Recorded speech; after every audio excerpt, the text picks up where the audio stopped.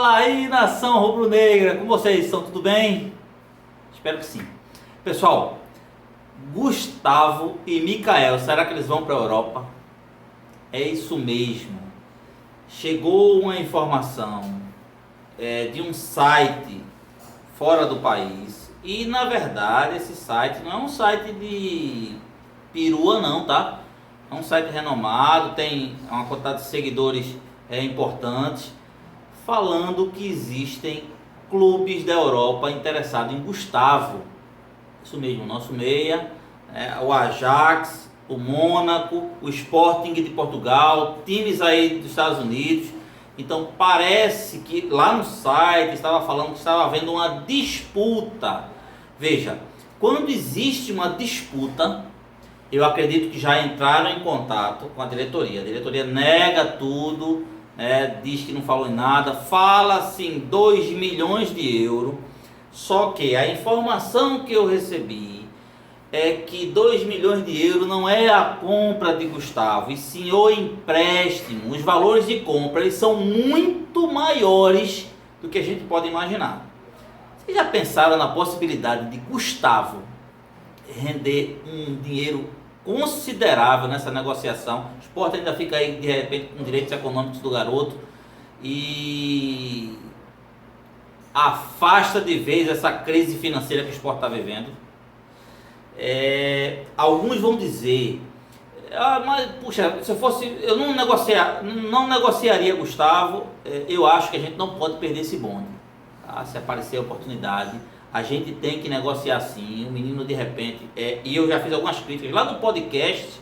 Eu fiz algumas críticas a Gustavo quando o Gustavo começou a estrear nos profissionais, mas o garoto foi evoluindo, né? Começou a apurar um melhor passe e começou a ter um passe mais interessante. Enfim, resumindo, Gustavo tem sido observado. O Gustavo também jogou na seleção brasileira, né? Sub-20, aonde disputou um torneio em Mônaco e Toulon, se não me engano foi em Toulon.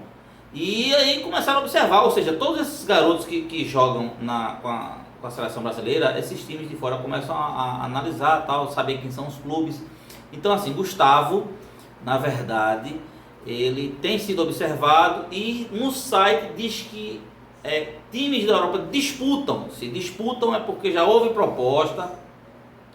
Disputa eu ofereço X e o outro oferece Y, né? Então se entende aí que já tem uma conversação. Novamente eu digo, a diretoria nega que existam conversações, mas de fato o site lá não tinha o que perder. Não é um site que tem ligações aqui com empresários brasileiros, não é um site que tem, enfim, eu acredito que isso tem um fundo de verdade, tá? Então assim, de repente o Gustavo pode nos render os cofres do Sport Clube do Recife. Quando eu falo nos render, porque a gente se sente parte do Sport Clube do Recife, né? A torcida é o maior patrimônio do clube. Então pode render o Sport Clube do Recife, aos cofres do Sport Clube do Recife, um dinheiro relativamente interessante, tá certo? E Mikael também está recebendo uma sondagem de um valor, parece, não se falaram em valores ainda, mas assim, valores interessantes do Red Bull Bragantino. Mas também falam que existem clubes da Europa interessados em Mikael. Parece que já houve contatos e já está existindo conversações, né, para poder ver essa possibilidade da negociação de Mikael. Mikael tem contrato, se não me engano, Gustavo tem contrato até 2025, parece que Mikael também. Então assim, são contratos longos e que o esporte pode render um dinheiro interessante. Fala-se até de que já existe, eu não posso afirmar, né, saiu em Twitter, perfil Twitter, até alguns perfis que a gente dá um certo crédito, né? Tem um perfil lá, o perfil Bastidores do Esporte, um abraço para o pessoal. Eles não revelaram ainda quem foi, né? Já tem outros perfis aí que vazaram, mas estão esperando a autorização do jogador mas dizem que se de fato se concretizar essa negociação com o Mikael, de repente André, pode estar sendo repatriado novamente para o esporte. Ele tem um desejo muito grande. Aí vem os apaixonados por Diego Souza, né? Puxa vida, Diego Souza agora não vai disputar a Libertadores, Renato sai do Grêmio, por que o esporte não pode voltar? Mas parece que tem um problema aí de rusga entre a diretoria e Diego Souza. Enfim, a diretoria andou falando demais em 2020 e Diego Souza provou que não era aquilo que a diretoria estava falando, né? Diretoria, enfim, pessoas aí ligadas à diretoria. E Diego Souza mostrou que não era aquilo ali que estavam falando, né? Estavam falando que o cara estava velho, que era caro. Enfim, ficou caro depois que fez uma campanha excepcional, virou artilheiro do Brasil em 2020, né? O jogador que fez mais gols no Brasil inteiro no ano 2020, enfim. Diego Souza aí, e ele tem um sonho, né? Claro, não só ele, vários torcedores do esporte têm um sonho de ter Diego Souza de volta no esporte até ele se aposentar. Enfim, então assim, essa negociação de Gustavo e essa negociação de Mikael, seria tão interessante se Mikael também fosse sondado e de repente afinasse uma negociação. Porque parece que o Red Bull Bragantino, como é uma marca, né, então também tem aquela história dos times do Red Bull fora do país. Então pode ser que esteja, por isso está envolvendo tanto dinheiro aí no Bragantino. Enfim, então seria muito interessante se o esporte negociasse com esses dois atletas.